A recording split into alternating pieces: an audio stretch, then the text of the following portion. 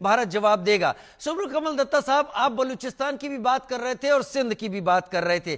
पाकिस्तान के 5 टुकड़े समझ में आते हैं और वो दिखाई पड़ता है, लेकिन बीएलए और बलूचिस्तान पाकिस्तान से अलग होने के लिए, यहां तक कि मेरे साथ आज एक सीनियर जर्नलिस्ट बलूचिस्तान के जुड़े थे, उन्होंने कहा कि अब भारत को और खास तौर पर उन लोगों को जो बलूचिस्तान के लोगों की हालत को समझते हैं, उन्हें बलूचिस्तान कहने की जगह पाक ऑक्युपाइड बलूचिस्तान कहना शुरू कर देना चाहिए।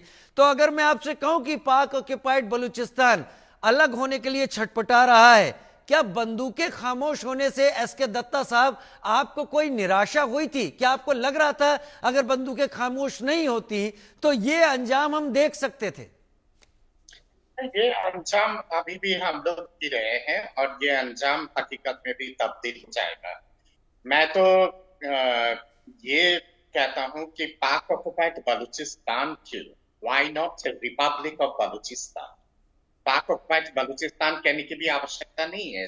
सीधा वे में आप कहिएगा जो सच्चाई है, जो हकीकत है, Republic of Balochistan, Republic of Sindhu देश। और ये होनी चाहिए भारत की नीति और भारत की सोच। और इसीलिए मैंने कहा कि बलूचिस्तान और सिंधु देश का दूतावास भारत में अब खोलने की इजाजत मिल जानी चाहिए।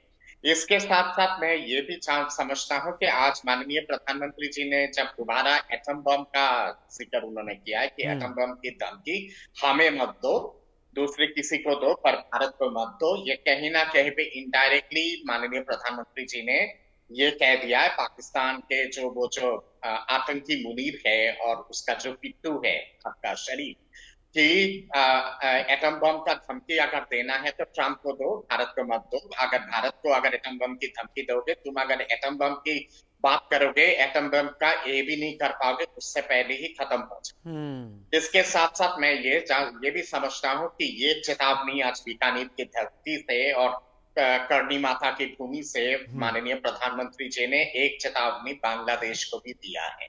वो जो एक पिट्ठू बैठा हुआ है ना, मोहम्मद यूनिस, ढाका में, जो इन दिनों बहुत ज्यादा कूद रहा है चीन और पाकिस्तान के बलबूते पे, और सोच रहा है कि लाल मुनीर हाट जो एयरबेस है उसको दोबारा जीवित करके चीन को सौंप देगा। ये कहीं ना कहीं पे एक इनडायरेक्ट हम चेतावनी बांग्लादेश के लिए भी था कि पाकिस्तान जिसपे तुम इतना ज्यादा यकीन करके इतना कूद रहे हो और आईएसआई और पाकिस्तान के आर्मी को ढाका में आमंत्रित कर रहे हो, उनके साथ अगर देश का सेना, हिंदुस्तानी सेना अगर ऐसा दुर्दशा कर सकता है तो सोचो तुम तो कहीं टिकते ही नहीं हो।